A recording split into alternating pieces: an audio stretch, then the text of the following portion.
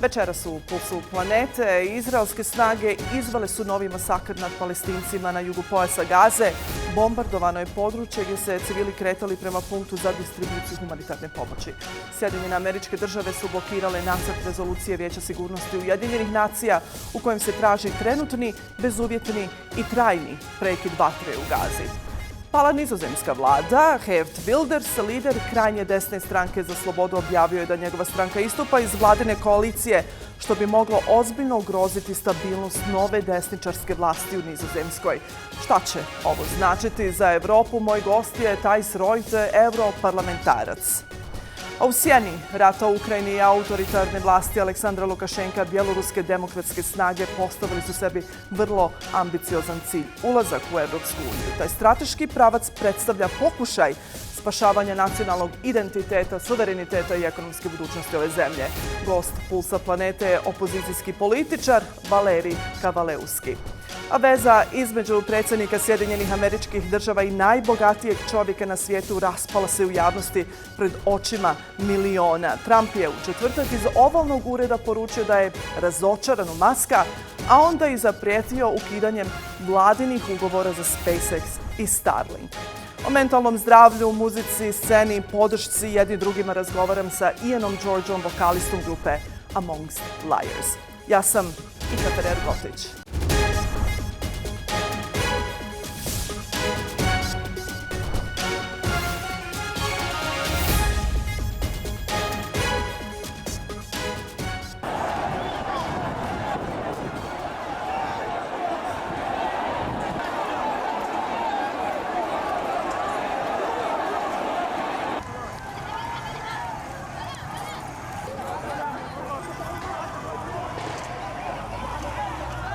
I shall put the draft resolution to the vote now.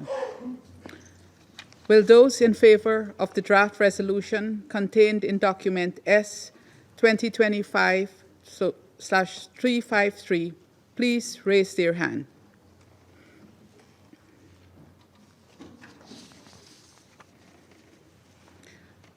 Those against? Abstentions? The result of the voting is as follows: 14 votes in favour, 1 vote against, 0 abstention. The draft resolution has not been adopted owing to the negative vote of a permanent member of the Council. The United Kingdom voted in favour of this resolution today because the intolerable situation in Gaza needs to end. We are determined to see an end to this war, secure the release of the hostages held by Hamas, and alleviate the catastrophic humanitarian situation for Palestinians in Gaza.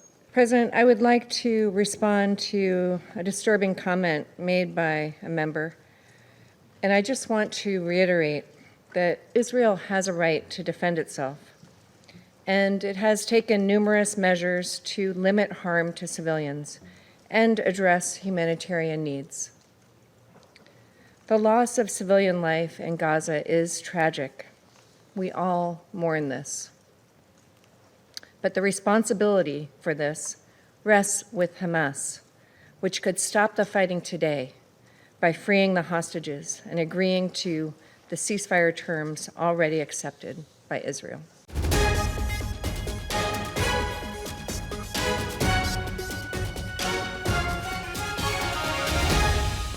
Ured za medije vlade u Gazi optužio je Izrael za užasan, namjerno ponavljan zločin, tvrdeći da namamljuje izgladnjele Palestince ka centrima za distribuciju pomoći koje podržavaju Sjedinjene Američke Države i Izrael, a potom otvara vatru na njih. Ubijeno je 27 civila, povrijeđeno 490 ljudi. U međuvremenu je grupa Hamas također ponovno osudila kontroverzne operacije pružanja pomoći koje vodi Fondacija za humanitarnu pomoć u Gazi, a koju, kao što smo rekli, podržavaju SAD i Izrael. tvrdeći da im cilj nije pružanje pomoći. Ciljanje izgladnjelih dok traže hranu otkriva pravu prirodu ovog fašističkog neprijatelja koji koristi glad i bombardovanje kao oružje za ubijanje i raseljavanje u sklopu sistematskog plana da se Gaza isprazni od svog stanovništva, saopćila je to ova grupa. Situacija u Gazi je katastrofalna. Svakoga dana umiru djeca, žene i muškarci. A mi kao najveći donator humanitarne pomoći treba da postavimo pitanje gdje ta pomoć ide i kako će doći do ljudi kojima je najpotrebnija. Također moramo nastaviti da radimo, ma koliko to bilo teško, na postizanju rješenja zasnovanog na dvije države.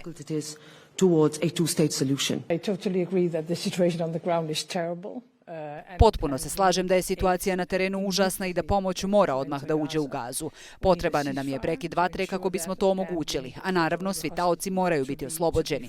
Također moramo izvršiti pritisak na naše partnere u Izraelu da se posebno pobrinu za civile u Gazi i da pronađu put naprijed kada je riječ o rješenju sa dvije države. Ali situacija je, kao što ste rekli, užasna i sva moguća humanitarna pomoć mora odmah da uđe u Gazu.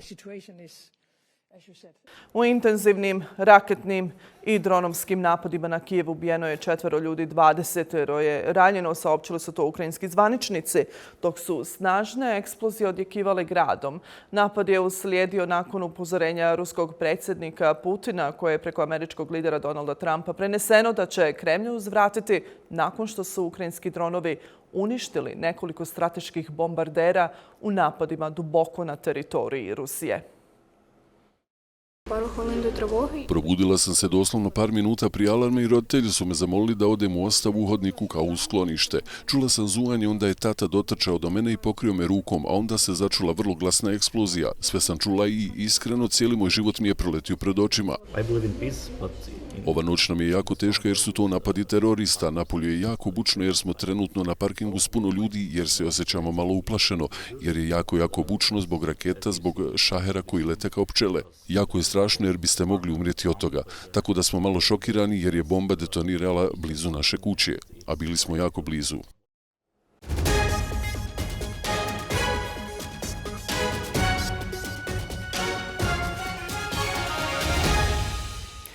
In 2023, the democratic forces of Belarus adopted a strategic objective of joining the European Union as a community with shared values. It will allow Belarus to preserve independence, protect national identity, and prosper economically. It would also close the gap in regional security endangered by the dictatorship of Lukashenka, controlled and used by the Kremlin. I'm welcoming Belarus politician and executive director, Euro-Atlantic Affairs Agency, Valery Kavalevski, who's joining me from Warsaw. Mr. Kavalevski, thank you so much for being with us. Thank you for having me. I appreciate this. Thank you. It's an honor. Given Belarus' stated strategic goal of joining the EU and distancing itself from Kremlin control, how can the opposition that you represent realistically achieve democratic transition while Russian military and political influence continues to deepen within the country? You're absolutely right. You are pointing in the right direction. This is one of the major obstacles that Belarusians are facing in pursuing our democratic future as part of the European family. Belarusian people will have to decide if they want to join the European Union, but for this we need to have a democratic process. We need to have conditions when people will express their will freely and without fear of retribution. So at the moment, our focus has to be on saving people from prisons, political prisoners. There are 1,200 of them, as one of the worst indicators showing that things are going in the very wrong direction in Belarus. And the other immediate task for us is to ensure that Belarus preserves its independence, that we strengthen our sovereignty, because this is the foundation which is absolutely necessary for us to preserve if we want to build a new Belarus that is democratic, that is part of the European family. Or what concrete steps would those take in the Euro-Atlantic Affairs agencies prepared to take if the international community once again offers rhetorical support but fails to deliver actionable backing for Belarus independence and Euro-Atlantic integration? Well, indeed, in 5 years, since 2020, when Belarus erupted in protests against fraudulent elections and against police violence, we have seen that Belarus has lost a lot. In terms of its demographics, about 6% of the population left the country because of the repressions. Belarus has become a threat to international peace and security, and Russia has weaponized Belarus against our immediate neighbors, including Ukraine. The invasion started exactly from the territory of Belarus. Belarus now hosts Russian military, which also undermines our sovereignty. And we can see that in these 5 years, Belarus has made a distance, very significant distance between Europe and our country. And this is a significant loss for both sides, for the European countries, for the European family, and for Belarus. The only side that benefits from this is Russia. And Russia essentially is driving this process to ensure that Belarusian European ties are getting looser, they're getting weaker. It is our task now to ensure that this drift of Belarus away from Europe and closer to Russia stops. And for this, we need to pay attention to those issues that are close to people, that are very important to people. One of them is mobility. Belarusians always wanted to travel more to Europe for educational purposes, for cultural, for medical reasons, to do business, but also for people-to-people contacts. At the moment, Belarus essentially is cut out from Europe. There is no aviation connection, there is no railway connection. There are very limited number of checkpoints on the border that allow Belarusians to cross in and return to Belarus. It is virtually impossible to receive a visa, Schengen visa in the country. I would rather say it's a very complicated process, very lengthy and very expensive. Right. Before the COVID pandemic, Belarusians were #1 country in the world per capita to receive Schengen visas. By now, this indicator has dropped by 4 times. And we understand that this also means that Belarusians can travel less to Europe and can, to a lesser degree, pursue their objectives there. That's exactly the struggle that Belarusians are facing. So the war in Ukraine, just as you mentioned, has diverted international focus from Belarus' democratic struggle. How is the opposition working to maintain global support for its cause? And what role do you play in ensuring Lukashenko's actions remain under scrutiny? You're absolutely right that the war against Ukraine has become the major factor that affects not only regional security politics, but also globally. But Belarus has become overlooked in this process, which is not the wisest thing to do, because Belarus is part of this problem. This is where the war started. But this is exactly the war could be stopped from pursuing, because this is what Ukraine would badly need, that Belarus is safe from manipulation by Russia. Interestingly, we can see that the basic premise for the peace for Ukraine is that it has to be just and it has to be sustainable. We understand that it is not possible to make it just, this peace for Ukraine, because Ukraine is set to lose, at least if we are talking about the configuration of peace today. Ukraine is set to lose its territory, and Russia is going to gain territory. So there is nothing just about that. But if we speak about sustainable peace for Ukraine, it is also impossible to imagine how it will be sustainable when Russians can still use our territory in order to attack Ukraine, but also other European neighbors of Belarus, Poland, Latvia, Lithuania, who have actually already suffered from the migration crisis that has been engineered by the Lukashenko's regime in order to inflict pain on democratic states and in order to gain from this political turmoil that such migration crisis instills in European countries. And Lithuania has initiated legal proceedings against Belarus at the International Court of Justice, accusing Belarus of orchestrating a refugee and migrant crisis by facilitating the smuggling of people across their border. They said the Belarus regime must be held legally accountable for orchestrating the wave of illegal migration and the resulting human rights violations. That was Lithuanian Justice Minister Mokus. He said it in a statement even this week.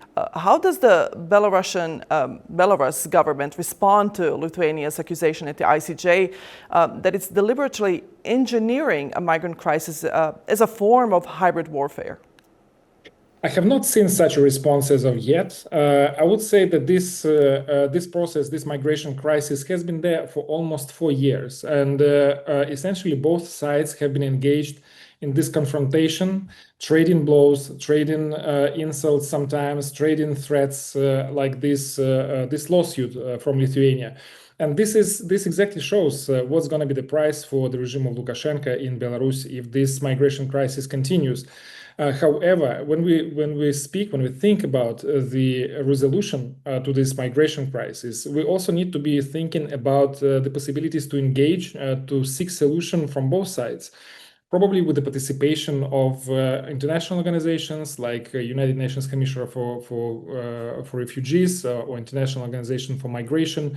But I would rather see that both sides engage in a conversation that would show that they're interested in resolving the crisis, not in just confrontation, building walls, setting up minefields on the border, especially given that we understand that this crisis is now directed from the Kremlin. So again, this is another manifestation of Russia's ambitions to use the differences between Belarus and the European family in order to draw this division and to make distance between Belarus and the European family. So in this regard, I think there should be a sensible combination of pressure, but also of attempts to engage and to figure out what's happening and how we can resolve this crisis through peaceful measures.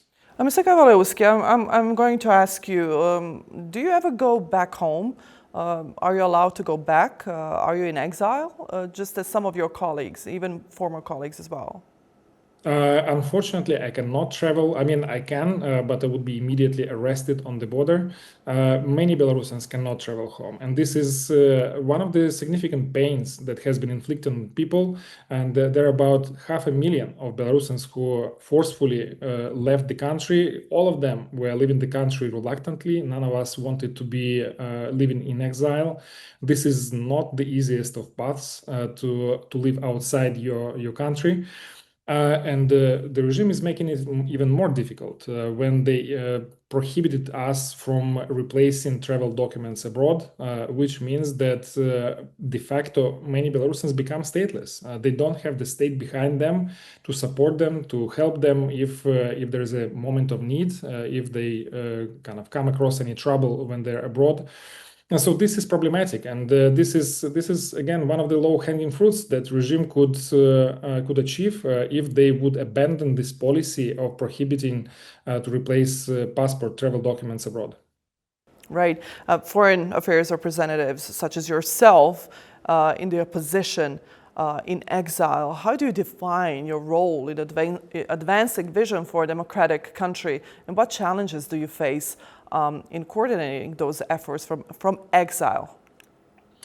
Our main task is to raise awareness about Belarus, to bring attention to the situation in Belarus. This is not easy, given that unfortunately there are many crises in the world. We spoke about the war against Ukraine. There's also a Middle Eastern crisis that is very kind of attractive in terms of it's a center of gravitation of attention for many eyes around the world. It also distracts from other crises. So for us, it's important to engage with national governments, with international organizations. We seek every opportunity to speak, to remind about the problems in Belarus, not only because this is our native country and we care, but also because crises like the war against Ukraine started from the territory of Belarus.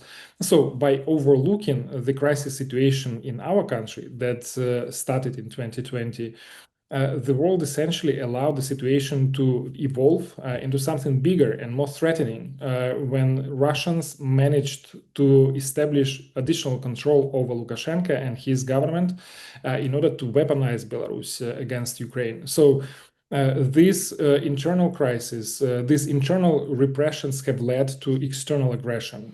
So this is not an isolated crisis, and we need to pay attention to this in order to resolve the crisis and in such a way to help the regional crisis also to be resolved. I'm interested in your recent visit to the UK, to Great Britain. I'm interested in what's been discussed. You've met with some government representatives as well. That's right. I just visited London. It was a very important visit because the United Kingdom is one of the major European powers, and they have necessary expertise, necessary influence in international politics.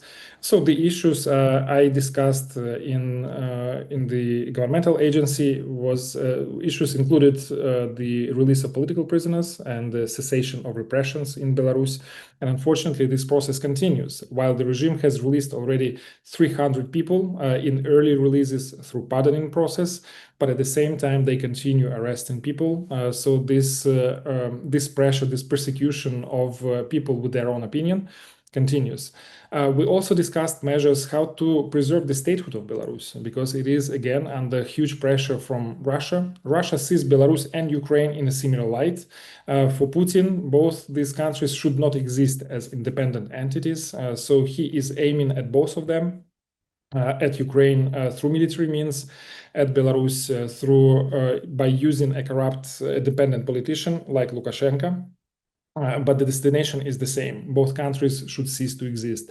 We cannot allow this to happen. This would be a huge threat to the entire European peace and stability. So we need to make sure that Belarus preserves its independence. It's also one of the ways to help Ukraine win the war. And of course, we need to speak about the resolution of the internal crisis in Belarus. It's been already 5 years since this crisis started. Again, Belarus has lost a lot.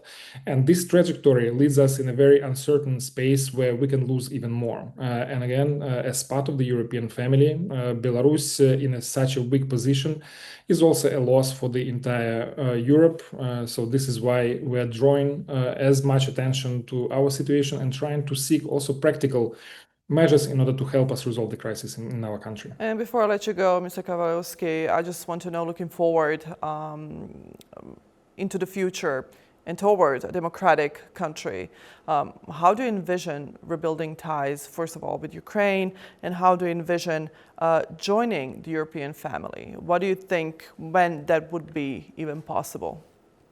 This is definitely our strategic objective, to join the European family, and for this we need to ensure that Belarus preserves its independence, and we then can restart political process that would bring us to more democratic practices inside the country. It is not easy to do, if possible at all, while Lukashenko is still in power. He is supported by Russia, so this means that we have to be really patient in advancing this objective forward, and we have to have a conversation with the Ukrainians in order to reconcile and to build our European future together.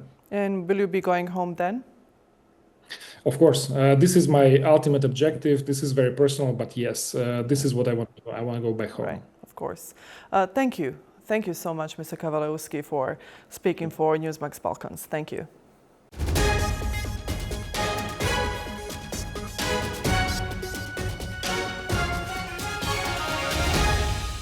Geert Wilders, lider krajnje desne stranke za slobodu, PVV, objavio je da njegova stranka istupa iz vladine koalicije, što bi moglo ozbiljno ugroziti stabilnost nove desničarske vlasti u Nizozemskoj. Odluku je donio nakon što su koalicioni partneri odbili podržati njegov prijedlog o potpunom zaustavljanju azilantskih migracija. Bez potpisa na planove o azilu, PVV izlaze iz koalicije, poručuje to Wilders na platformi X. Koalicija je formirana nakon izbora na kojima je PVV ostvario historijski rezultat, a novi razvoj događaja mogao bi izazvati političku krizu, posebno u kontekstu migracione politike.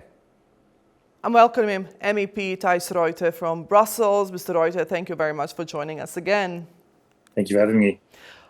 Good. All right. Geert Wilders' decision to quit the Dutch coalition has triggered a government collapse and likely a snap election. How do you assess this impact of this political instability on the Netherlands' influence within the European Union, particularly in the shaping EU policies, especially on migration and economic cooperation? Well, I think the fall of the government and the elections that we will have are also a chance to make the position of the Netherlands in Europe stronger, and thereby Europe stronger, because the government, the outgoing government now, made the Netherlands more irrelevant within the EU. It raised problems and it raised issues, but it never came with solutions because they were fighting among themselves. They were disagreeing. So they were basically just fanning flames. And Wilders, the biggest party in the government, the outgoing government, was fundamentally anti-EU. So it did not contribute to a positive attitude towards shaping European policies and taking the lead in Europe. So a new government hopefully can reclaim Dutch leadership in Europe as well. Right, so the collapse highlights really growing frustration with migration in the Netherlands and a sentiment that echoed across Europe as well in the far-right movement sentiment. How should the EU balance humanitarian obligations with the rising public demand for stricter migration policies? And what role can the Netherlands play in this debate given its current political turmoil? And just for our viewers to make sure they know, you're the MEP from the Netherlands, so Dutch MEP in European Parliament. Yes, I'm working in the European Parliament, but I am from the Netherlands. Indeed, there are problems around the issue of migration, and there are also legitimate worries of people in the Netherlands, in Europe, citizens that worry about the reception conditions of people, for example, and the impact that it will have on their daily lives. But there is a clear position, and that is the position I think the Netherlands should take and that should be taken around Europe, and that is that we strictly apply the human rights and the human conditions for all refugees within the EU. Then we need to come up with solutions, with real solutions. If we have a problem with reception centers that are over capacity, we have to make sure that the procedures go faster, that the decisions will be taken earlier, whether people can stay or cannot stay and are not eligible for asylum. And the other important thing we have to do is that we make sure that we work on the root causes of migration, and that we offer also possibilities for people from outside the European Union to come to the European Union, work here temporarily, have different arrangements to have a chance on a better life. It is clear that we have problems, but continuing to raising these issues without offering real, tangible solutions that are also humane is not a solution. Yes, Mr. Royce, the crisis in Dutch government may delay critical decisions such as increasing defense spending ahead of the NATO summit. How do you see this affecting the Netherlands' credibility as a reliable EU and NATO partner, especially in the context of heightened tensions now with Russia, uncertainties even surrounding US leadership? Yes, it is clear that there are critical issues that need to be dealt with immediately, that cannot wait. The absence of leadership in the Netherlands was a problem because it led to a situation of no decisions. And Wilders implicitly continued his support for Putin by constantly pulling the brake when it was about increasing support for Ukraine, for example, or in investment in defense. However, there is a broad support in the Dutch political landscape, including also opposition parties for the support for Ukraine, also for increasing our defense spending to defend collectively our European security. So the main risk really is now a long period of a caretaker government.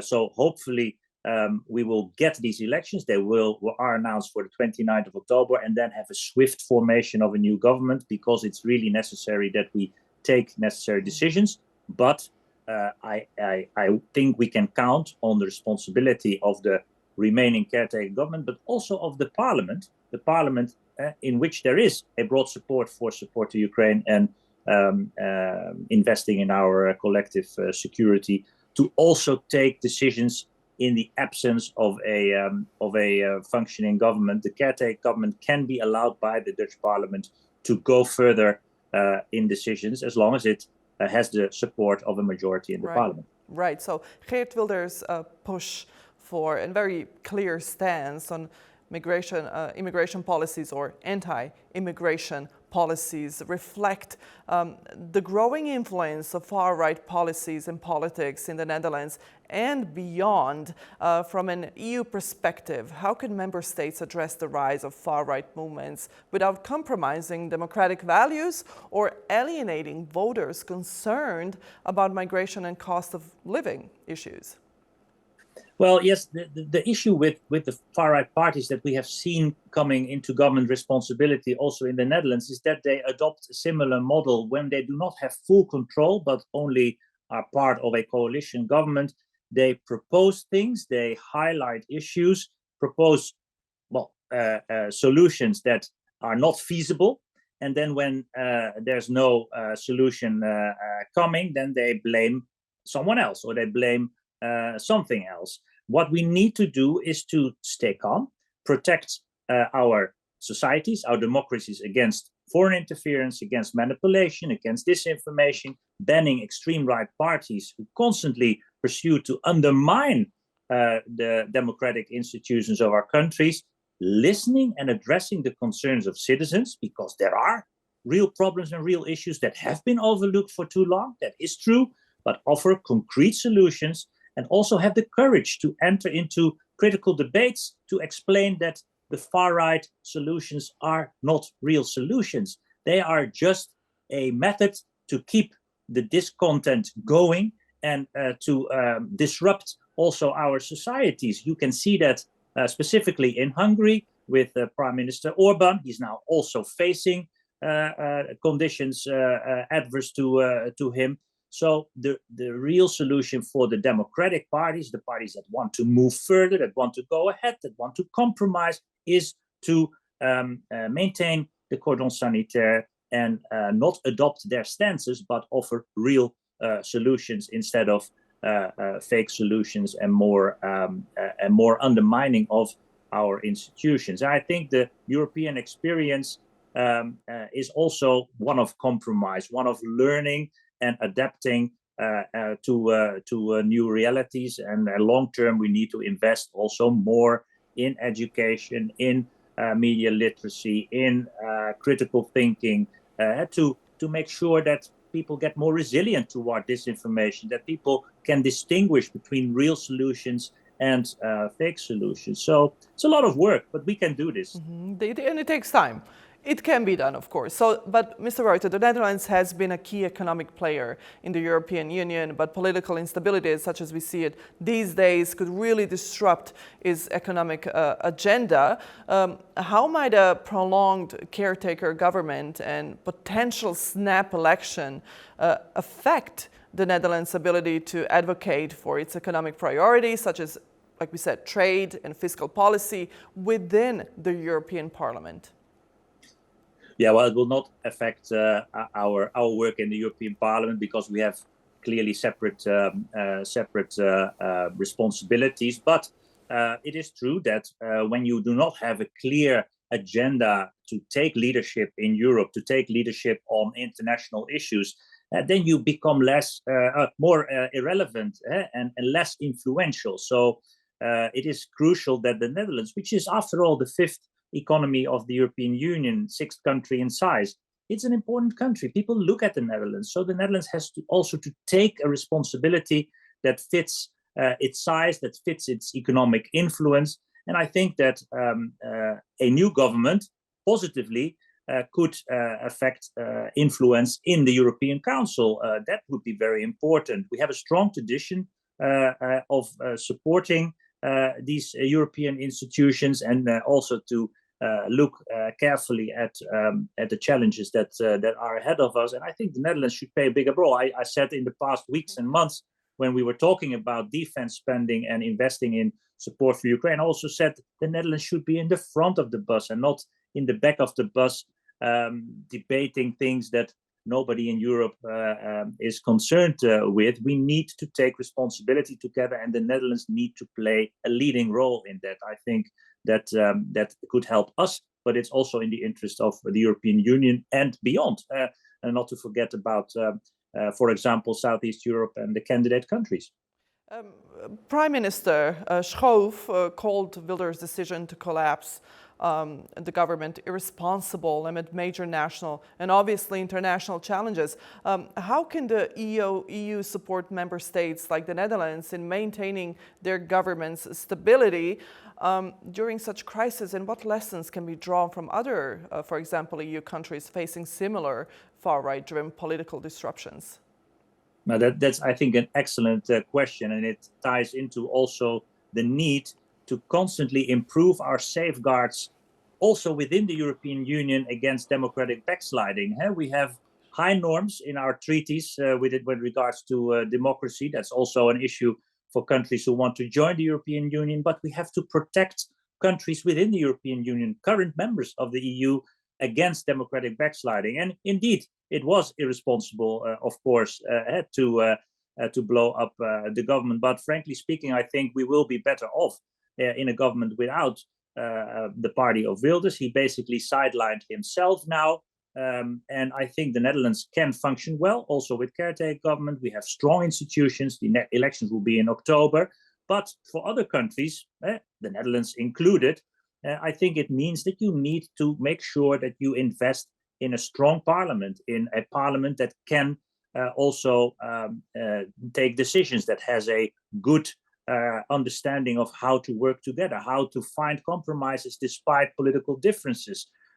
Situations where single political leaders control everything or control too much of parties that are internally not democratic because they don't have checks and balances internally, that needs to be solved. There, the European Union can take also the lead and help mandatory democratic party structures.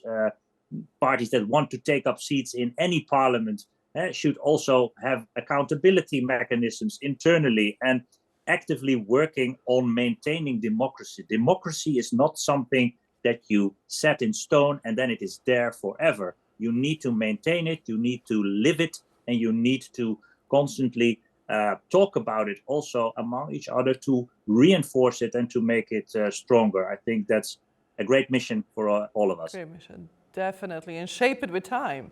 Like you said, it's not a letter in stone, it's not written in stone. It needs shaping, especially when a country faces such challenges. Mr. Reuten, thank you very much for giving us the detailed analysis of what's going on in the Netherlands and with Mr. Geert Wilders. Do you think, before I let you go, do you think the government of the Netherlands is even possible without Geert Wilders?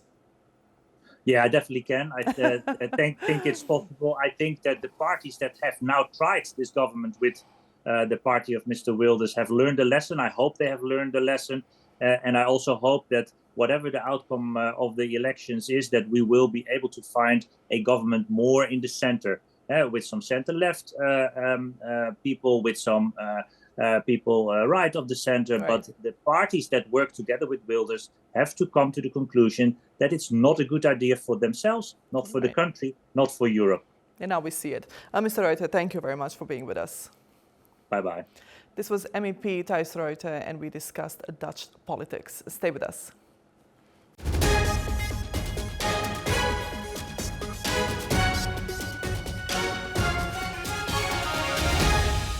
Zajednički let Donalda Trumpa i Elona Muska završio je upravo onako kako je počeo, spektakularno. Samo ovaj put ne uzletom, nego padom. Veza između predsjednika Sjedinjenih Američkih Država i najbogatijeg čovjeka na svijetu raspala se u javnosti, to pred očima miliona ljudi. Trump je u četvrtak iz ovalnog ureda poručio da je razočaran u Muska, a onda i zaprijetio ukidanjem vladinih ugovora za SpaceX i Starlink. Musk, naravno, nije šutio. Na mreži X je uzvratio samo naprijed, uljepšaj mi dan, i dodao da se Trump krije u Epsteinovim dosijejima. Na svom X nalogu je napisao: vrijeme je za veliku vijest. Donald Trump je u Epsteinovim dosijejima. To je pravi razlog zašto nisu ni objavljeni. Ugodan dan, DJT.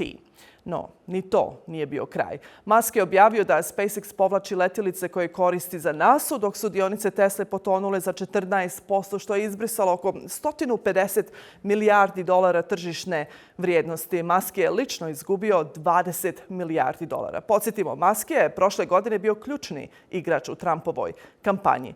Finansirao ga je sa 250 miliona dolara, letio Air Force One, nosio maga kačket na sastancima vlade, čak mu Balkanu i prodao i crveni Tesla kao znak političkog savezništva. Sada Trump ga je javno ismijava zbog crnog oka, Musk ga naziva nezahvalnim i zamjenjivim dvojnikom. Kao što je jedan od njih rekao, bez mene bi izgubio izbore, a drugi je, čini se, odlučio pokazati ko je stvarno koga trebao. Veliki savez, još brži pad i to sve u manje od godinu dana. Američki reality show samo bez reklama.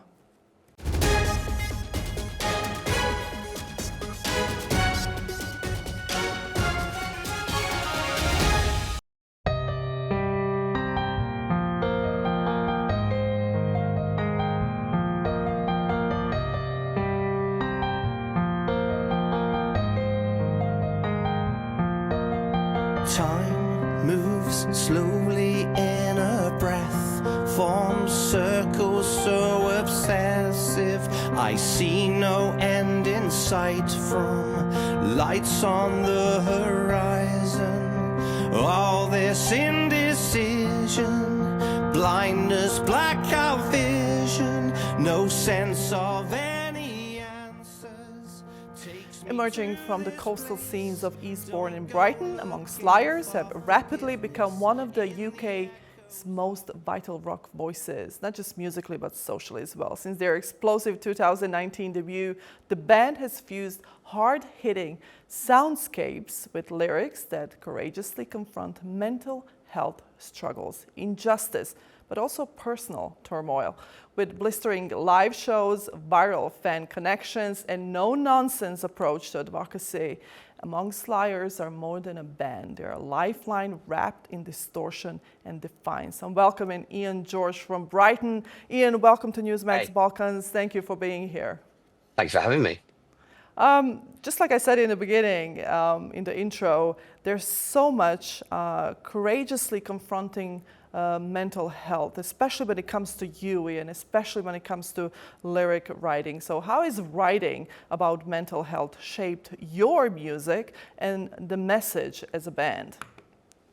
I mean, I think from my perspective, it's something I always write about what's going on in my life and what's going on in the world around me. So that's why I think we kind of a bit stand out as a bit of a difference in terms of bands. We don't write about fast cars and all that kind of stuff.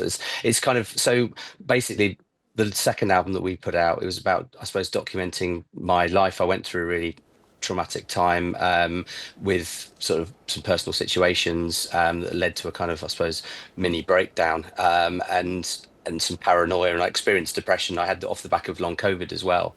And I found it really helpful actually writing about it because it put down in words what I couldn't necessarily say, because you know us guys, we don't really talk. So it's quite helpful actually putting that down in sort of music. And one song in particular, Vice, that really connected with people, I think. We did a sort of acoustic version of that. And it really resonated and it really helped me in a sense. And I've had lots of people come up to me and talk to me after gigs and stuff and said that song actually resonated with me. And it helped me get through my struggles, which I suppose that's what we aim to do with music as musicians. We aim to talk about what's going on, and we aim to sort of provide that comfort and solace and escape, I suppose, from people's lives. And like I said, but it also really helped me myself personally to actually overcome the sort of struggles and the time that I was going through by actually putting it down in musical form, I suppose. And Ian, which track has sparked the strongest fan response around mental health, and why do you think that is? Which song that you've written, you said, all right, this really helped me to get some of my personal things out? I mean, I think there's two that really sort of resonated with us. Is Vice, as I just said. That was a kind of key one. But also there's a track, one of the last tracks on our album called Say, and that was about documenting struggles with, that was both actually mental health, but it was linked to our bass player Ross having a cancer diagnosis as well, that he overcame. And so it was a bit of both really. But both of those songs, I think, I can't really say which one resonates more. We get lots of love for both of them online, and like I said, just I suppose it's kind of people come up and they say, yeah, that song's really helped me. It put my life in perspective, and now I kind of understand that I'm not alone with the struggles. Ian, you said it's very hard for men to talk about mental health and to really pour their hearts out. Is it really so? How has this changed over the course of time, especially for men to talk about their mental health and to take care of each other? I think we don't really just generally talk about. I'm quite a person. I hold everything inside, and I don't really. You've got all these things going around in your head, and you don't really talk. But I think it's become a more of a stigma. But now these days, I think there is more awareness. There's more understanding. There's more, I suppose, social media about it. There's more sort of charities like Mind, and there's help musicians, for example. They provide a lot of support on mental health and sort of encouragement to actually talk and get things out. There's lots of bands, Bring Me Horizon, amazing. I think a lot of the thing in the music scene, especially the rock scene, has been very prominent since obviously Chris Cornell and Chester Bennington, and people saw two outwardly happy individuals, and then obviously that devastating news hit, and I think that helped in a sense as well. But then, like I said, I channel bands like Bringing the Horizon. The stuff that Ollie Sykes writes, for example, is really helped me as well get through, because it's heavy, but it's providing that kind of powerful message. So I think, like I said, as us guys, we just don't generally talk, but hopefully it's getting better, and there's people being made more aware that there's support, there's people out there, and there's ways for people to channel things, I suppose. I feel like you channel your feelings through your music and through your writing as well. How do you take care of your own mental well-being while on tour? For example, you guys tour a lot. You meet a lot of fans. I've been to one of your gigs as well. It's quite expressive, to say. How do you take care of yourselves? I think it's making sure that you kind of get rest and sleep. The whole touring experience is wild. You just go and you have this blur of like 1 week, 2 weeks, a month, and then I think the hardest thing on tour is actually when you're coming back to normal life and reality, and I think that's when it hits hardest. But I think generally you're kind of going with this massive rush, a massive ride, and it's such an adrenaline buzz that it kind of keeps you going on tour. That's the whole part of touring that you actually love. And there are times when everyone has their dips, and you just sort of look after each other, and you don't turn to crazy kind of wild parties like every single night. Otherwise you're not going to survive a month, Well, that happened a couple of times, I know. It does, yeah. It kind of happens, yeah. Good news for Amongst Liars. You guys just signed a new management deal. Congratulations, Thank you. of all. Yeah, we did. Tell me more about that. Yeah, we kind of know this guy, Dan. He used to be in a band that did some stuff with us a while back, and he's great. And he got brought onto a management roster, and he basically reached out and he said, would you guys be interested in doing some stuff? And we went, yeah, why not? Sounds great. We were kind of, and so it just literally was quite organic. It was very quick. And we just said, yeah, we'll go with the flow. And he's kind of working with us already. And we're looking at sort of festivals for next year. And we're looking for a tour. We got a tour. You heard it here first, probably coming up in November. We haven't announced it yet, but that's going to be a big part of November. And then the whole of next year is looking to be, really, really busy. So hopefully it's going to be a great relationship, and we'll just keep going. Here, that's great news, really. I was really thrilled to see that. Thanks. And I'm also thrilled to hear that there is a big possibility for you guys to play in Bosnia and Herzegovina too. Let's work on that. Let's work on that. Leo has already been here in Sarajevo. He loved it. I think he had a couple of contacts that could help with that as well. Amazing. Back to mental health. Do you think the UK music scene is doing enough to support artists' mental health?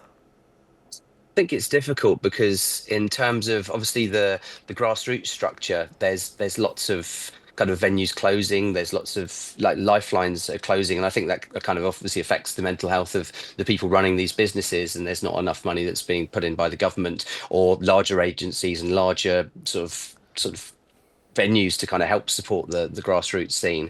And it's difficult. The government here talk the talk but don't necessarily walk the walk on supporting for mental health as well, and it's been like that for however many years. You're kind of an afterthought, I suppose, in that respect. But I think there's a big group of musicians, and there's loads and loads of support around, but you've got to kind of know where that is. There's organizations like say Help Musicians is a really, really good one.